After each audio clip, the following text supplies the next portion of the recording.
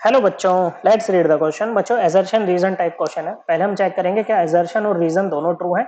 अगर दोनों ट्रू हैं तो क्या रीजन करेक्ट एक्सप्लेनेशन है एजर्शन के लिए, ये हमें बताना है बच्चों।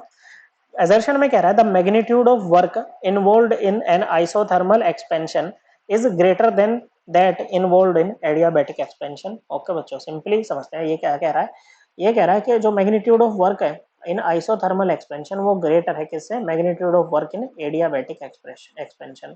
ओके बच्चों, तो ये बात ना बिल्कुल सही है, ट्रू है, सत्य है। कैसे सत्य है उसको भी हम प्रूव करेंगे बच्चों। देखो, आइसोथर्मल प्रोसेस कौन सी होती है? आइसोथर्मल प्रोसेस वो होती है जिसमें आपका चेंज इन टेम्परेचर जीरो होता है, मतलब कांस्टेंट टेम्परेचर पे होती है, इनिशियल और फाइनल टेम्परेचर जीरो होता है। और एडियाबैटिक वो होती है जिसमें सिस्टम और सराउंडिंग के बीच में कोई भी किसी भी प्रकार का हीट एक्सचेंज नहीं होता है, तो क्यू की वैल्यू जीरो होती है यहाँ पर। अब देखो वर्क डन क्या होता है, वर्क डन होता है माइनस का P external into DV. Okay बच्चों, मतलब ये प्रोडक्ट है ओके, प्रेशर और वॉल्यूम का। तो अगर हम प्रेशर वॉल्यूम का कर्व बनाते हैं, बॉयल्स लॉ क्या कहता है, फॉर ये बच्चों मतलब इतना मतलब एक ऐसे आइडिया लगा सकते हैं ना बच्चों के प्रेशर और वॉल्यूम इनवर्सली प्रोपोर्शनल है, बॉयल्स लॉ यही तो कहता है बच्चों। तो इस तरह से कर्व आएगा। अब सपोज करो ए से बी प्रोसेस जा रही है, ओके बच्चों, एक्सपेंशन हो रही है, वॉल्यूम बढ़ रहा है बच्चों। ओके, और ए बी जो प्रोसेस है ना वो कैसी है, वो आइसोथर्मल है। ओके, और एक आ रही है ए से सी। अब हम कैसे जज कर रहे हैं, ए भी आइसोथर्मल है और ए सी हमने कह दिया कि यहाँ पर एडियाबैटिक है। कैसे जज कर रहे हैं, वो जज करते हैं हम स्लोप से। अब एक बात बताओ, स्लोप ज्यादा किसका है, एडियाबैटिक का बच्चों। ओके, तो दो प्रोसेस इस तरह से दे रखी हैं, आपको बताना है कौन सी एडियाबैटिक कौन सी आइसोथर्मल।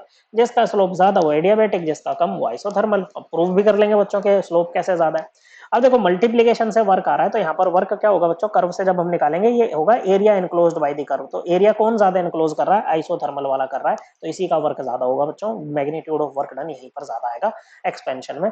अब देखो बच्चों इसका ये, अब स्लोप की बात करते हैं। देखो अब हम यहाँ पर पहले आइसोथर्मल का स्लोप निकालते हैं।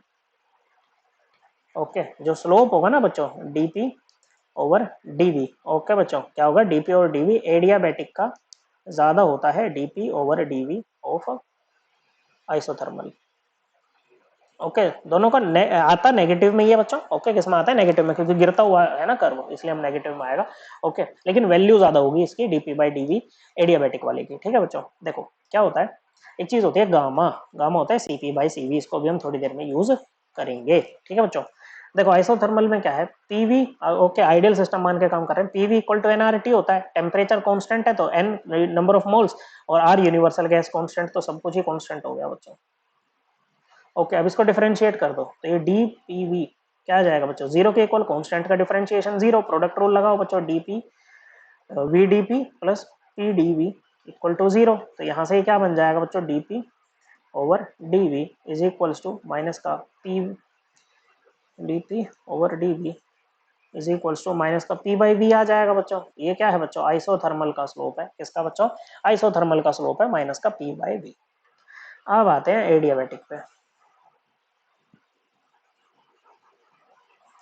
ओके, एडियाबैटिक के केस में क्या होता है बच्चों, हम पॉइजन इक्वेशन लगाते हैं जो कहते हैं PV gamma equal to constant. आ गया बच्चों, गामा गामा है सीपी बाय सीवी। ओके बच्चों, डिफरेंशिएशन यहाँ पर भी करो बच्चों, d P V gamma equal to zero, product rule लगाइए बच्चों।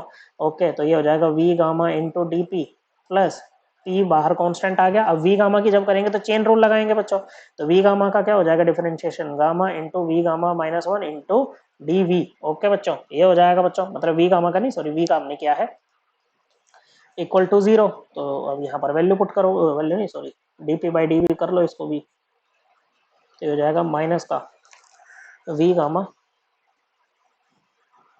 डीपी बाई डीवी, हो जाएगा माइनस का P gamma V gamma minus one upon V gamma. Okay बच्चों, वी गामा। ठीक है बच्चों, देखो वी गामा माइनस वन को आप क्या लिख सकते हो, वी गामा ओवर वी ऐसे लिख सकते हैं बच्चों आराम से। ओके, डिवीजन में जब बेस सेम होता है तो पावर सब्ट्रैक्ट करते हैं बच्चों, वही क्या हुआ है यहाँ पर, माइनस का P gamma V gamma upon V gamma into V. Okay बच्चों, वी गामा से वी गामा गया, ये गामा है बच्चों, ये वी है, इस बात का ध्यान रखेंगे बच्चों। तो क्या बनेगा बच्चों, ये हो जाएगा माइनस का gamma into P by V. Okay, तो गामा फैक्टर एडिशनल आ गया ना बच्चों, इसमें मल्टीप्लाई हो रहा है तो वैल्यू को बढ़ा देगा ना इसकी बच्चों। तो एडियाबैटिक का स्लोप क्या होता है, ज्यादा होता है, इसीलिए वो नीचे वाला कर्व है, कम एरिया इनक्लोज करेगा, जिसके कारण आइसोथर्मल का वर्क डन ज्यादा हो जाएगा बच्चों। ओके, तो रीजन में क्या कह रहा है कि PV curve, P on y axis, V on x axis, बिल्कुल सही बनाया बच्चों। It decreases more rapidly for reversible, reversible का मतलब है बच्चों इनफाइनाइट नंबर ऑफ स्टेजेस में हमने एक्सपेंशन कराया, बिल्कुल वही एग्जांपल हमने लिया है।